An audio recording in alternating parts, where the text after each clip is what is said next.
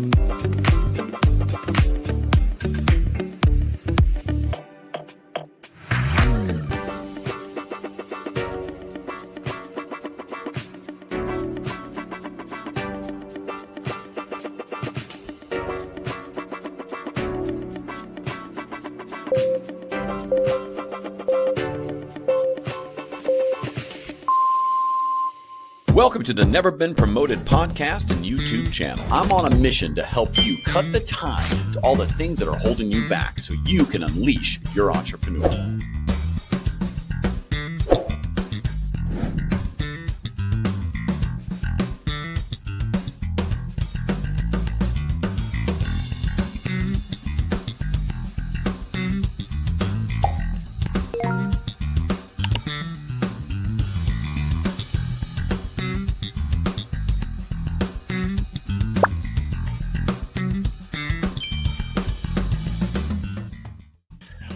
Welcome back to Never Been Promoted. I am Thomas Elphick, your host. We are here to help you get better at entrepreneurship by cutting the tie to all the crap holding you back. That's right. Or we can say shit. We're going to cuss a little today. I can feel a couple of potential F-bombs being dropped. So if you're a child, listen up. This is how you cuss, okay? Jump right in. It's great. You got to learn at some point. Might as well be from here. I don't know.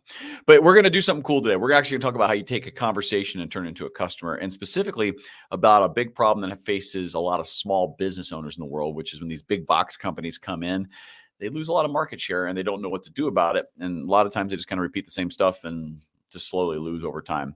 And there's some solutions to that. There's some ways to think about it. And Dan Mirolli today is going to jump on. Not only does this guy have the best mustache in the game, he really understands some sales, and he's quite funny too. And I believe he's here in Atlanta, Georgia, which makes him definitely smell good. I don't know, guys. I'm just going here with it. We're gonna have it. Dan, let's bring Dan on. Enough. Just. Oh wait, you know what? Let me do a little call to action before I bring him on. I don't ask for a lot in the world. If you love the podcast, jump on maybe the review board and do the old, nice review. 5-star only, please. If you don't like a 5-star, just let me know why. You can hit me up on LinkedIn for that. But if you can, go to neverbeenpromoted.com, and there's a lot of places to find it. Or, at the very least, go to YouTube and subscribe at Never Been Promoted. That's my shameless plug. Let's bring on Dan now. Dan, how are you doing, man? I'm doing great, Thomas. It's fantastic to be here. And I will double up on that. If you guys don't subscribe, check out the last episode with Cindy. Lots of really good stuff in there. Yes. There was I'll tell you what, the fact that we're doing it live and he didn't know is what I love best about these shows. He's like, I'll do it. It's fine. It's not that we edit it anyway. He's the only guy ever to ask, by the way, can we cuss on your show? I'm like, you better. Look, I love Jesus, but I cuss a little. I have to guess that Jesus dropped it, like his version of an F-bomb occasionally. I would imagine. I think he pissed off the Sadducees pretty completely. There had to be a few curse words here and there.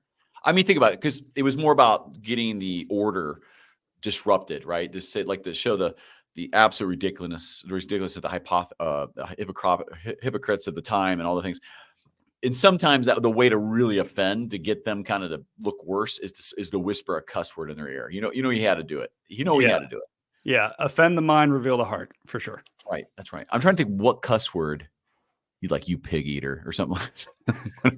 Well, I think he called the most rule-following people hypocrites and Pharisees. I'm sure that started some fights. Right. I love it. You're all going to burn. Yeah. Dan, thank you so much for coming on the show. I appreciate it. Sure. You do have the best mustache in the game. I could never achieve such beauty. I look like I should be arrested for various crimes. And if I put wire rim glasses on, I look like a bowler. It's There weird. there is a stage in growing a stash. I mean, I grow it myself, that you shouldn't walk near a school, but, you quickly get past that for sure. Right. Yeah. You quickly walk past the school, or you just quickly which is that? To clarify there. Both, yeah, yeah, Yeah. You're saying aspiring don't to walk by the government school over at here. all, because a week later you're fine and you can walk by the school is what you're Yeah, saying. yeah, yeah, yeah, Gotcha. Gotcha. Just making sure that we're tracking there. yeah.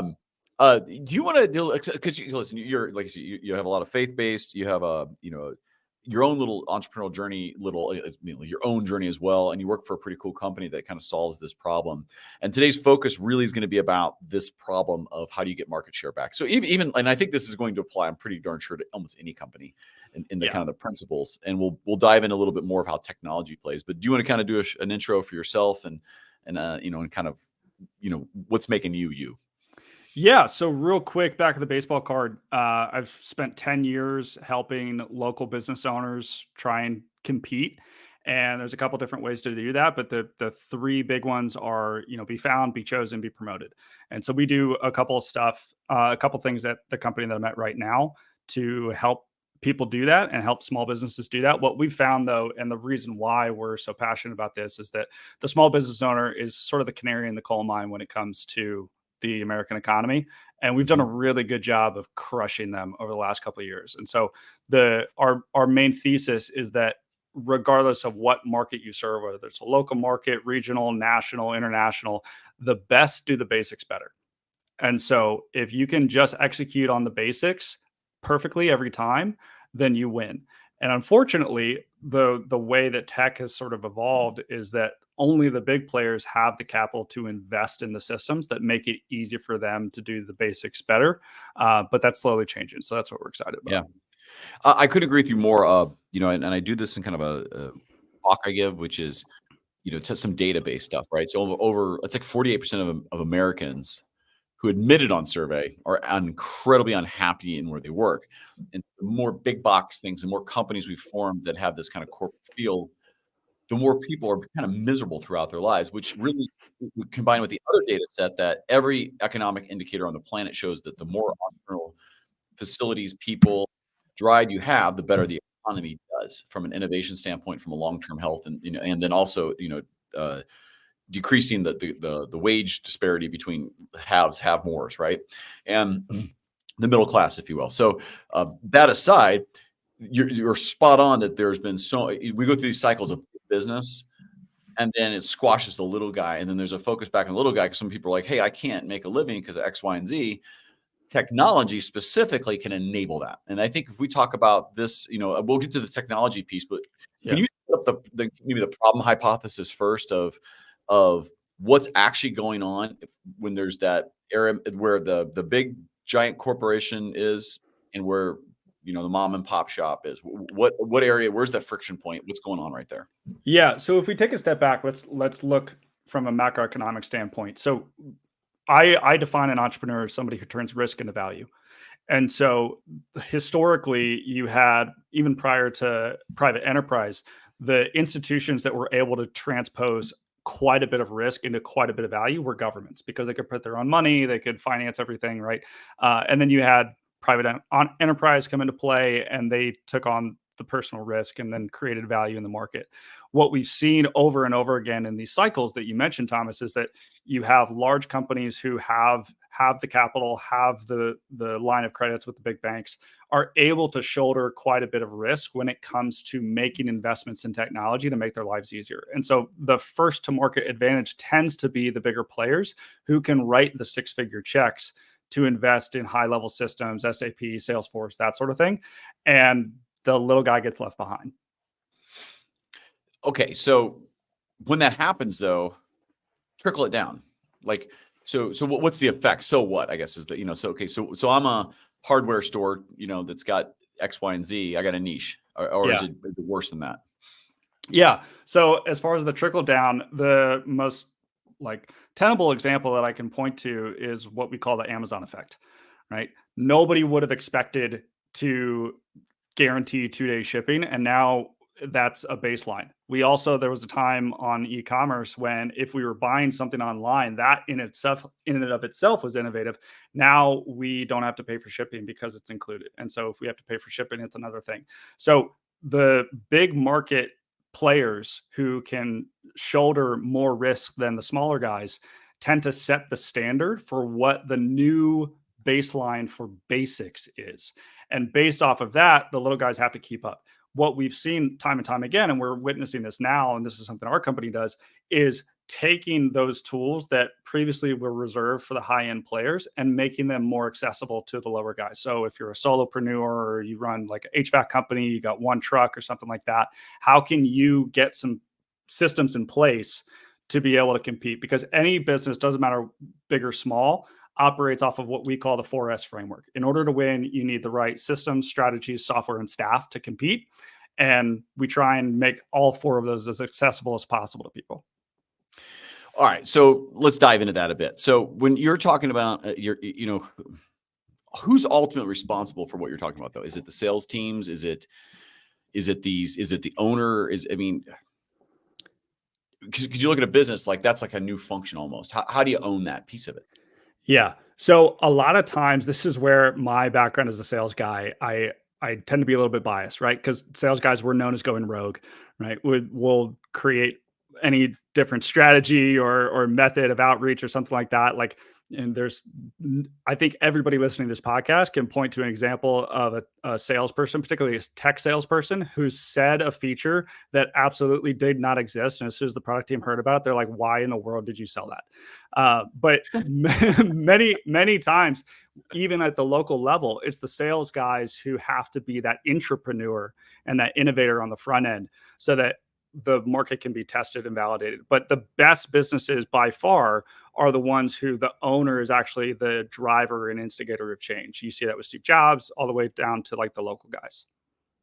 All right, so take me through it. Like, what do you do? Like, I mean, how does start with step one, where an owner and leave out the tech for right now. If they were going to do it like by themselves, and they're like this, if you're going to win market share, you have to do this. Now, this model will be completely unscalable, but how do you do it? How do you take back market share from somebody who outguns you, outmarkets you, has cheaper prices? I mean, has every possible advantage, including the rent they pay per square foot. Yeah. So if we're going off of purely what's the best that we can do on the basics, regardless of scalability, then it's a couple of things. One, I need to make sure that I look like the most attractive out there. So how can I get more reviews and testimonials and social proof from my existing client base? Because anybody who's in business right now has clients. And a lot of times we're just not following up and getting them to be the promoter for our own business, which is oftentimes way more successful or effective than any paid marketing or advertising. Second thing would be you need to make sure that you're responding. We live in an instant gratification world. We're more accessible than we've ever been, thanks to all the devices and social profiles. I mean, how many platforms are we streaming on right now?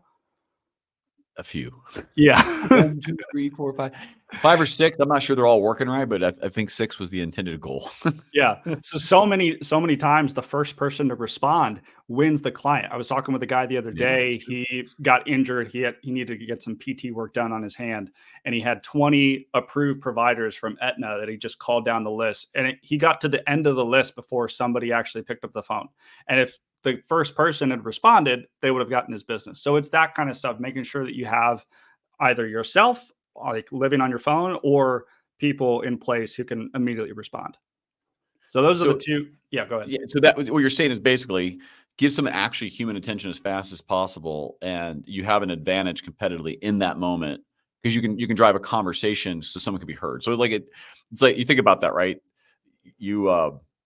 Most fights in the world, like not physical, but like arguments you have with your spouse or partner or business person, is because one person isn't understanding and waiting to talk right on the other side, and they're not listening. They're not driving a conversation. They're just whatever. And the tenet is go back to a basic thing that they can't do now, but they can do it, and they have tech, and they have people, but those people don't care. To be fair, you do as an owner, right? How does that transcend then over to technology? Because I think that's the only possible way to scale this, and that's what you're talking about a bit.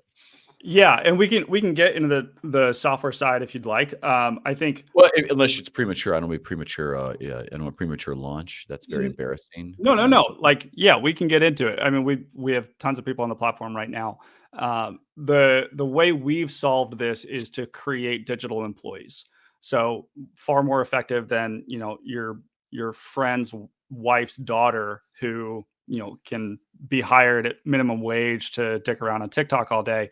It'd be much better to have a digital employee that can handle 20 conversations at the same time, even at 3 a.m. And that's where AI is really this golden era renaissance for the local business to be able to have that personalized scale, or personalized attention at scale. And so that's what we do. If you don't want to go that route, though, I think owners taking back ownership, quite literally, of the conversation with their customers is where a lot of guys can go from that 0 to 1. give me a use case. What's a good business that this works for? So we have found a tremendous amount of success in the home services niche specifically, but we serve all local companies. But for example, we're bringing on a company right now out of Ohio. So they're a massive home service business. They've got a ton of different trucks. They've traditionally a business like that, you had three options when it came to handling these conversations as quickly as possible and as personally as possible. Either you overstaff internally, which is very expensive. Two, you hire a call center, which inevitably degrades the experience for everybody, right? Because they don't know as much as your internal staff and sort of, language barriers and that sort of thing. Three would be to build your own internal call center, which is incredibly expensive. So we're door number 4 in that any conversation that comes in immediately gets handled by the digital employee. And then once it gets to a point of qualification or teed up or whatever for your salespeople, then they can intervene and take over the conversation. Is it take me through like an example of that, because when I hear I'm hearing like chatbot, I'm hearing IVR or all the things I cuss at. Yeah. So I know when it comes into the person, they're like, this guy's pissed. So they're coming in ready to deal with it. But tell me how that is like or dislike, maybe someone who might be pre-thinking, oh, this is just, they've already presumed the answer. Walk me through that a bit. Yeah. So let's say it is a worst case scenario and my AC goes out at 2 o'clock in the morning. I wake up sweating. I am getting on Google and I'm calling any HVAC contractor with 4 stars or above. Again, back to like reaching out to your existing clients and making sure that you get reviews. And we've got free ways we can talk about that we give people really easy ways to get those reviews online. And we don't charge anything for it. But as soon as those calls happen, they're likely going to voicemail because you're a human and you're sleeping. With our system, they immediately get a missed call text back that says, hey, this is Joe's HVAC. So sorry we missed your call. How can we help? I then vent and rant over text message because I don't want to, wake whoever I'm sleeping next to, and they can handle the conversation. And then when I wake up, I've got a scheduled appointment. Are people aware that it's not a human? Oftentimes, no. It is crazy how fast this stuff has improved. So when you have all right. So think about, I'm interested in this, and if I'm a buyer, I'm putting it on my hat. And specifically, I'm not very good at technology, or I've had all these other experiences, so I have this presumption of all these things. How are you going to know me and my company? How do you guys do that? And how long? And what's my lift as an owner? Yeah, that's a really great question. So within the next 24 hours, we're going to have a way for anybody to test this for free on the site. But when when we onboard a client, they input, their business name, information, that sort of thing, and then their website. And so we've got, I think on our site, a little preview of all the digital employees that we have is available, right? For all the industries that we serve. We scrape and index the site. We build an FAQ, like a frequently asked questions, based off of all the information on their site specific to them. And then we layer that on top of the digital employee's personality that we've already built specific to that industry. So they already have industry specific knowledge, whether it's HVAC, plumbing, a therapist, HIPAA compliance, all that is baked into the platform. And so it really takes only about an hour to get to like 80% good, which by the way is going to be way better than Susan's daughter. That would be, it's almost unbelievable. Yeah. Wait, so let's say apply it to mine. It's a new line of service. So for Instantly Relevant, we've been traditionally a growth agency focused on LinkedIn. The new line of service is focused on verifying other agencies' ability to deliver, and because that should help them get a competitive advantage. And we're doing it in a way that's super integrity based. Let's say I wanted to put I'll call it a chat. Is chatbot the wrong term? Like your tech? No, that works. I mean, we can deploy the digital employee as a chatbot on a website or SMS or Instagram direct message or Facebook. So let's say on that specific landing page, just so I can, so I keep it narrow.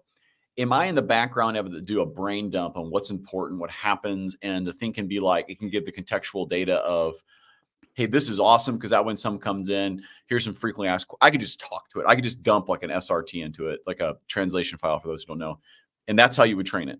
Yeah, you could do a SRT file. You could upload a PDF. The nice thing too is that in our platform, if you want to train the bot, you literally open up a chat window and you chat back and forth with it. Hey, when somebody says this, say that. Okay, and if it doesn't know what to do, it's got the default. Awesome. And listen, let me get you connected with somebody.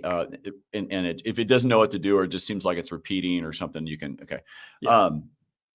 Do you guys integrate with your own CRM, HubSpot, high level? Like, tell me what you do with the actual data to kind of trigger next steps. Yeah, so we've built our own basically pre-configured instance on top of high level. So we add in a bunch of other tools that is going to be way better than just the run-of-the-mill high level instance.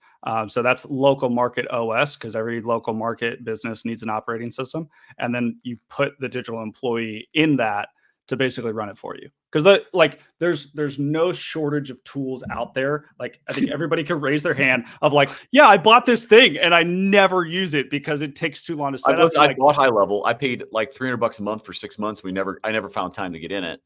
But I look at it, I know how the power is. I'll take a small tangent here. Yeah. If you buy technology, anyone listening, watching, whatever else, get a simple use case and go all in on it for a week to go learn it and go implement it. Otherwise, don't buy the shit because you're just burning money. And unless you have someone in your team that absolutely knows it, your team is as awesome as I love my team. They are not trained in it. They are full-timely. So the point is that's my mistake. That's my burn. But I hear something like that where like, all I actually really want you to do is dump it in a top of funnel, automation. Yeah. And where the initial is, hey, thanks for reaching out. We're going to like just a typical drip and an SMS. And if that did that by itself, I'd be super interested, because then I'm taking something very simple where people might be like, hey, chat with us. Let me see what we can answer. If not, we'll get someone on the phone with you as soon as possible. And as soon as that picks up, I'm sure the thing in the background goes, hey, ping, do you want to pick this? Can I pick it up from, if I'm happen to be online and from my computer, can I pick up the conversation right off of the digital employee? Oh yeah. Perfect. Yeah, see, you can take over the combo. Then your 24 hours covered, or then you can assign someone in the background to pick up a nuanced conversation and say, hey, so-and-so is available tomorrow at 1. Would you want to chat with that person then? Yeah. Because that's usually enough for someone not to pick up the next phone for the next person. Right. Yeah. And I was just going to bring this back full circle. Like the big guys, the Fortune 1000, they have full implementation teams and then like sales enablement teams to train the staff on how to use it. Right. So like, we skipped all that. We're like, how can we make this as much out of the box as we possibly can? We have a full team. I think it's 45 at this point of onboarders, that every account who comes on board, they get an hour training with our onboarding team as we set the platform up for you. And then, yeah, Thomas, from the depths of my soul, like we bleed small businesses. And I'm so like, honestly, concerned and have such a sense of urgency to help these guys compete, because otherwise they're going to continue to get squeezed out. And then it's like people who are looking at AI as a fad are the same people who are thinking they didn't need a website 20 years ago. Like it's that big of a deal. Well, let me ask you something. So, and if it's a direct question, right? Awesome. What am I going to spend to get this thing stood up, maintained, implemented? Like how much is something? I'm sure there's different plans, but how much is it? Yeah. So for most, we've got a couple different plans. Our cheapest one, if you just like need a website that's done for you, plus automated reputation management, right? Getting reviews, $100 a month. We have a full, super cheap. We have a full, done for you service that's, above 1,000, but the sweet spot for most people is around $500 a month. And that includes website, reputation management, missed call text back, all the automation engines, everything. That's really fair. So, and you have so the use case. I'm giving an example of a lot of people like have a service line, they want to try it out, and I say that because we're a services company. Simple use case, getting it set up, or even say, hey, listen, we're going to buy high level. Can you help us at least get it integrated over ours? And here, or you can say here, I assume there's templates and stuff at high level where you can just say, here's a simple template for this actual flow. Yeah. That's a pretty simple thing $100 a month is like, if you try it for 6 months, like that's like, right. And we've got 24/7. If you can't afford $100, then you're going to that's an absolute no brainer. Even $1,000 a month, if you had volume on your site or you're driving ads to it, might make sense as well. Yeah. So let me talk about that just a bit. So yeah, please. To help someone decide, do you provide any or recommend any technology that sits behind, let's say, a landing page to say, hey, you got enough volume. You've looks like people die off here, so we definitely want to make sure the chat button's there. Like, do you use some current data on their stuff or look at their current setup to say, hey, this would be a good place to do it, or here's some recommendations of things you might want to look at to learn to see if there's even makes sense to come in? Because I know ours, we only get a few hundred visitors a month, but I'm being checked out at that point. I'm like, they're not there to learn from SEO. They're like, oh, who are these people? And so I know where they touch. Talk about that a little bit, like what's needed behind the scenes to make this work. Yeah. So the unsatisfying answer is that it's different for every person, but maybe that is the satisfying answer, because like we've got a lot of different types of businesses who listen to this call, and we work one-on-one with every one of them. Like we have office hours every Friday for every single person on the platform that they can just hop into an hour-long call and have a free Q&A with our team. We've got 24/7 support that's human, by the way. It's not AI. So like we work hand in hand with people, because like our goal with this thing, we want to get to 500 insider clients by the end of the year. And because we've got some promotional discounts right now to make that $500 a month plan even cheaper. And then ultimately I want this to be something where people can look back and be like, I scaled from 3 locations to 10 because I could 10x my bandwidth with this tool. I love it. I think it's cool. I mean, okay, so I've seen stuff like this before. Maybe this is secret sauce time. Like, why you guys versus the 2,000 other companies out there claiming it? And I know this is an objection. And hey, listen, guys, I'm not paid to promote him. I'm here to interrogate the shit out of him. That's my goal. Yeah, and truly, never been promoted. Yeah, I've never been promoted, and this is why I've been asked to leave and been fired plenty. I'm not fired, laid off, downsized, whatever. Asked to leave. Yeah, that's the next book. But the truth is, like, right, like I come from the AI industry in intelligent automation, and I've seen multiple people try this with less than success results. I think the technology is finally there to do it if it's in and the reason I asked about mine is because it's a very narrow use case. When you get broad, it doesn't seem to work as much. So talk to me about when it fails and why you guys work, and when it's not going to work for you guys, and what's that scenario? Because I think that helps define a better customer for you, but also for someone else to understand how to leverage this. Help me give you a good answer. What do you mean by broad? You have a company that does multiple services across multiple industries. You're a mid-sized company that has a lot of shit going on. And that means your training of this thing is all over the place. And so people could be asking about invoicing. They could be asking about customer service, about getting a job. They could be asking about your promotions. I was at one time the company. Oh, you know what? I'd like to interview this founder. Would you guys like to partner with it? Like, it's a bunch of shit that comes into it. And if your thing's learning, it's learning some nonsense.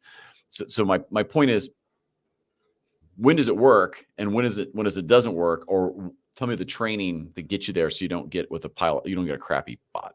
Right. Happens. Yeah. So I'll answer the first question, and then I'll answer that question. So the first question was like, why us and what makes us special? Like, to be honest with you, there's a ton of people in this space. I don't know that we're necessarily the best. I do know that we fucking care more than anybody else. And like, even if it's 2 a.m. and you're stuck, like, I will get on the phone with you. As far as like how we handle those edge use cases of somebody selling everything in the kitchen sink, and how do we make sure that it doesn't get stuck? The digital employees is plural for a reason. Like we can build as many of these specific to as many use cases or as many products or as many QAs as possible so that the prompt engineering stays small, the responses stay short, and people get the help that they need. Okay, so carrying, I was hoping you were going to say my mustache brings us through, but you didn't. You missed an opportunity there. I mean, Sometimes, obviously, yeah. I mean, that's like, that should be the logo. I don't know if you want to talk to the founders on that. Like this umbrella thing's cool and all, but I think a mustache sings more. All right. Okay, so the next part of that, right? You got digital employees, they all need to be trained. But I think this comes back to like when it works and doesn't, right? So I think when you're training any AI, the more relevant data you can give it, the better it does. Yeah. Are you and so I think that's part of it. So maybe talk about how long that. I know you're an afternoon, but in reality, how long does it really take to get it to where it's like I am confident in this thing, and how often do I have to go back and kind of water that plant to make sure it's all right? Fantastic question. So the nice thing about I'll zoom out at a high level. This is where that sort of democratization of tech that I was talking about earlier really comes into play, because what we will see over the next 12 months is that the differentiator between somebody who wins with digital employees and somebody who doesn't is the data that they have. So if you're not collecting data right now, like if you're running your company off of an Excel spreadsheet or something like that, like huge red flag, you need to fix that yesterday. When we're training digital employees, right, they're already pretty damn good. And then when we onboard people, we do the scrape, we customize it to their business. That gets you to 80%. To get you to a more robust use case for the average small business owner in America, right? Again, as defined by US labor statistics, which is like 500 employees or less, which is still amazing to me that it's that big, takes anywhere from 3 days to 2 weeks. Do you guys have a mechanism if it gets jacked up to roll back? Do you have like, some kind of a version control on it? Like, hey, it was better 2 weeks ago than it was now. Yeah, for sure. Oh, and then your other question was like, how often do I have to water the plant? I'm tying into that as well. It's like, so how often do you water the plant or trim the plant maybe? Yeah. So you can very easily go into the FAQ manager and delete any FAQs that are no longer relevant and remove that from its knowledge base. As far as how often do you need to water it, it's learning all the time. So as it's having conversations with people, it's getting smarter and more robust and more specific to your particular business and the nuances that it has. But as far as when you need to like actually update the FAQ, when you add a new service line, because now you have the bandwidth to. So your FAQs, do they transfer to like a page of some sort? Sometime. I mean, we've got like FAQs normally in like the funnels and websites that we build in our instance of GHL. But the FAQs that I'm talking about are more of like, edge cases, like for I'm trying to think of a complicated example, like for some sort of like dermatology clinic would be a good example. I got you. Okay, right? So it's in conversation of FAQ as opposed to a page. Okay, exactly, right. Like, how do you want to handle cash only patients, right? And there should be multiple FAQs for that.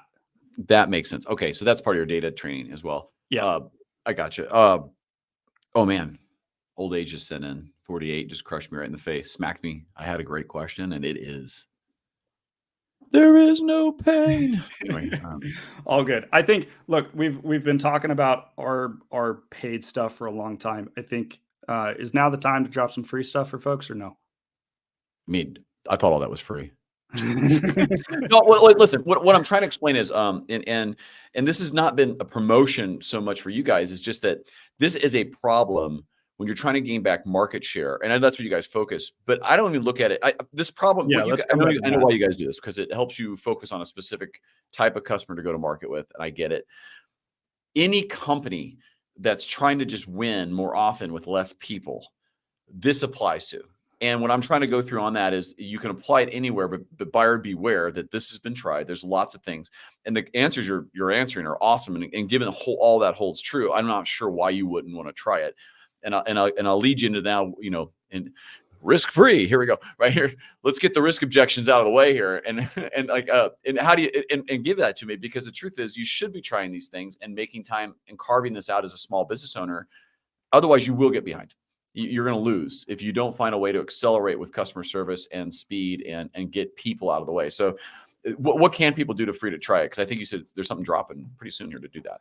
Yeah, so we're going to be launching a way for you to actually test out a custom version specific to your business of our digital employees. That'll be live within the next like 48 hours. But any of our plans have a 7-day free trial. But really, what I want to show is like, again, you asked about the difference between us and anybody else out there in the space. Like, we really genuinely care and just want to give people tools to win. So we basically set up a system. Let's take a step back. The top of the funnel for any business to get more influx of leads, contacts, opportunities, potential clients is how you stand out online, right? So that's your SEO, your website, and your reviews. Your reviews are the biggest one because I don't buy anything on Amazon that doesn't have a review.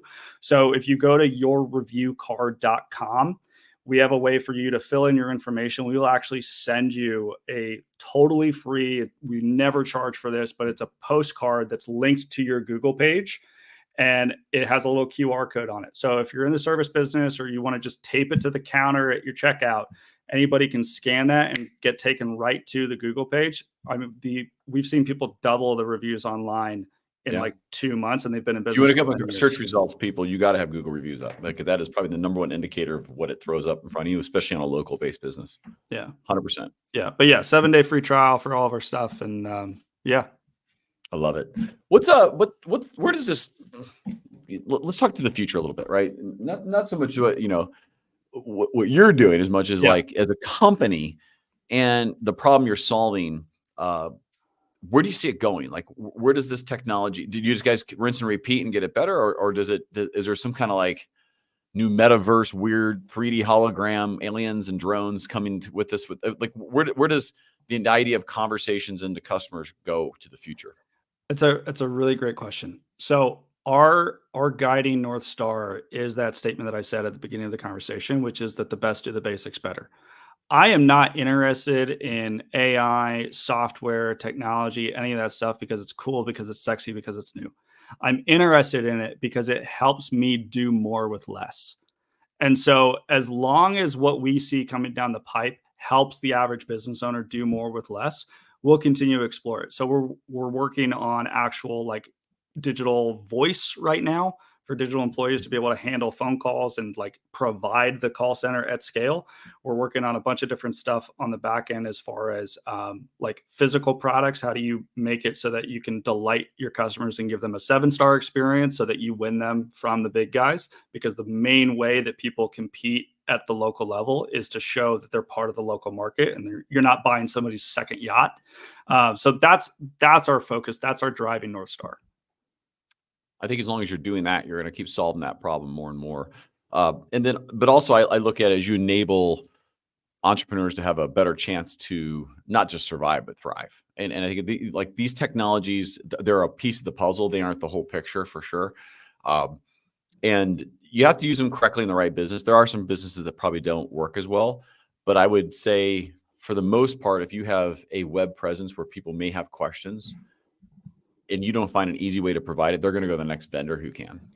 Yeah. And like, we've been talking a lot about us. I want to get back to the entrepreneur who's listening to this. Like what I'm trying to say is there are things right now that you could do in your business, that you would do, that you haven't done because you don't have the time, you don't have the bandwidth. And it would like, if you sent a cupcake to your longtime customers, it would make their month. Right. So that's the kind of stuff like you're never going to be able, like, I know running a business is hard because you're constantly putting out fires and you don't have the bandwidth to actually access that Eisenhower matrix of like what's very valuable, but low priority, because that stuff never gets done. And you've got a 2-year honeydew list for your business. Like that's what we want to get people back to. I would actually argue this is probably in the high priority, but in high value, but almost unsolvable because you can't afford people. People are in a really tough place right now. They're kind of stuck, right? Like you need to be able to handle more conversations more quickly to get more business and more promoters. And by promoters, I mean customers who are raving fans. But like you're stuck between a rock and a hard place because you're operating off of old assumptions and old tools. And because, like, let's be honest, it's technology. This stuff is scary, Yeah, right? it Like, is. it's new, and like, I don't want to try something and get burned again. 100%. Agreed. Dan, thanks so much, by the way. Let's do the kind of the shameless plug. Do you want to go to Yay Brands, which is YAYBrands.com, or do you want to, why don't you do the pitch? It's easier. You're the pro at this. Yeah, no, if you guys want to check out what we're doing, yaybrands.com, YAI, or if you wanted that free Google review card so you guys can start getting more reviews from your existing clients online for free. We're never going to charge for this. That's yourreviewcard.com. Oh, that's awesome. If I was a better host, I'd have ability to put that up faster on the screen, but I don't. By the way, you actually, so if you guys don't know this, I follow Dan on the LinkedIn, on the internets, on the lines, but DD Mirolli, Mirolli, Mirolli. Yes. Check out it. You do a lot of content around entrepreneurship, so you're a good source for bringing things in from like Alex Hormozy and other people, and I'm a fan of a lot of the stuff you're doing. So. Check them out. Follow them. Get in touch with them. If you got questions, guys, I would just start. Honestly, I would start with a conversation. So, I know you're supposed to use your tech to do it. I'm pretty sure, though, you would probably feel the conversation or two from customers. Absolutely. And you're in Atlanta, so let's just even be more narrow. I think a lot of people who watch and listen to this podcast are from Atlanta. Just go grab a coffee with him and make sure he's a real human. That mustache is real. He oiled it down before he came on. And if you give me a social media post of you touching it, bonus points. All right, deal. Yeah, and please, I'm right here in Midtown. Would love to grab coffee with anybody here in Atlanta. And heck, I'll commit to 30-minute strategy session for your business, totally free. Awesome, appreciate it, Dan. Dan, thank you so much for coming on. I'm going to put you in the periwinkle room where there are no snacks because it's digital and I ate them all. Dan, thanks so much for coming on, and Yay Brands for just being a part of the show and explaining. I like to bring on some technologies that I think are just freaking cool. Actually work. That's a big piece. So I've done. I'm not bringing on him just cold turkey. This stuff actually works. Small background. My background is in AI and intelligent automation systems. Their stuff seems absolutely legit. It's something we're looking at as well for our companies. Just to be clear, this isn't a commercial relationship. This is just me being really interested. And I think Dan's a pretty cool dude too. And where he works and the tech just lines up to what we're trying to help you get better at entrepreneurship. And if this is one way you can do it, please do. If this just was your first time listening or being through here, thanks so much for getting here. And if you've been here before, thanks for coming back. It's important that we get out there, unleash this entrepreneur, cut all the title, that shit holding you back. So always ask yourself, am I not doing something or am I not advancing? Is it because I'm afraid? Am I making an excuse, even valid? Am I feeling a sense of entitlement, like the world owes me something? Or is it, somebody in your life that is really trying to pull you back or down and just doesn't get you? These are things you might have to let go for a little while, so to speak, cut the tie. And when you do that, you truly unleash the entrepreneur within and know that you're not alone. Know that there's lots of people who go through this. I just spent 7 days filming for 12 hours a day on a reality TV entrepreneurial show called The Blocks. And I was surrounded by 100 other entrepreneurs who have all the same problems and fears. And it was so awesome coming together. So I'm telling you, get out, go meet people, because there's a lot more help out there than you want. But listen, get out there, go unleash your entrepreneur. Until we meet again, thank you so much for listening.